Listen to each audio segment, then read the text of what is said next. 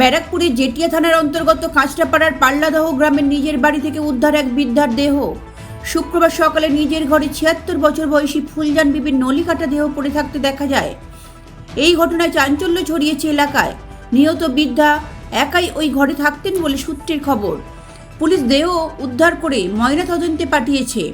বৃদ্ধাকে কে বা কারা খুন করলো তার তদন্ত শুরু করেছে জেটিয়া থানার পুলিশ। বৃদ্ধার কয়েক ঘর ভাড়াটে ছিল, তার মধ্যে এক ভাড়াটের সঙ্গে বিবাদ চলছিল। দীর্ঘদিন ভাড়া না দেওয়ায় তাকে ঘর ছাড়ার নোটিশ পাঠিয়েছিলেন ওই বৃদ্ধা। সেই কারণেই কি এই খুন, উঠছে প্রশ্ন।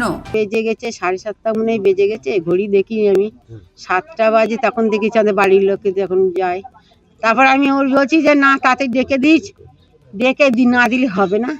আমি ডেকে জানলা দিয়ে ডাকছি, ও মা মা ওটো, বেলা হয়ে গেল কখন যাবে। তখন ওটা উত্তর দেয় না।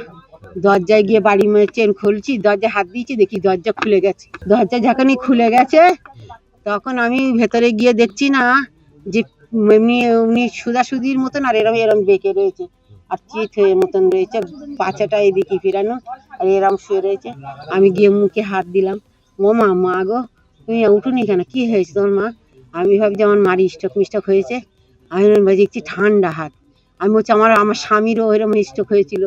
আমি মনে করছি আমার ছেলে বোধহয় ডাকি। আমি এখানটায় এসে ডাকলাম, ও সানাজ সমন্টু তোরা শিগিরায়, তোর নানি কিরাম হয়ে গেছে। আমি দেখি সবাই এসে দেখলাম আমার মা, ওরা সবাই মুখ ধরে দেখে গলা কাটা।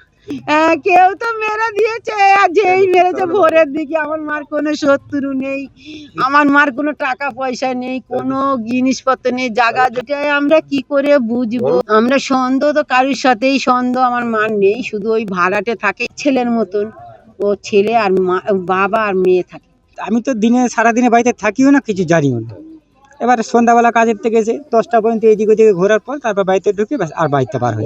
আমি সকালবেলা 7:30টার সময় বাজারে বেরিয়ে গেছি, সবজি বাজার করতে বেরিয়ে গেছি। তারপরে রাস্তার মধ্যে গেছি, আমার ওয়াইফ ফোন করে বললো যে এরকম এই ব্যাপার, গলা কাটা পাওয়া গেছে। সন্দেহ তো কিছু মনে হচ্ছে না আমাদের। না না, ওনার কাছে কোনো শত্রুতা নেই তো, এরকম কিছু বুঝতে পারছি না। একটা খুনের ঘটনা ঘটেছে, আমরা তদন্ত শুরু করেছি। প্রাথমিক তদন্তে এখনই কিছু বলা তো সম্ভব নেই, এখনও কোনো রকম ডেভেলপমেন্ট হয়নি, কিছুটা আমাদের সময় লাগবে। আমরা মৃতদেহ এখান থেকে উদ্ধার করে পাঠিয়েছি পোস্টমর্টমের জন্য। প্রাথমিক তদন্তে অনুমান খুনই হয়েছে, বাদবাকি এখনও কী কারণে খুন হয়েছে, কারা জড়িত বা কে জড়িত, এগুলো তদন্ত সাপেক্ষ। ব্যুরো রিপোর্ট, লটারি সংবাদ।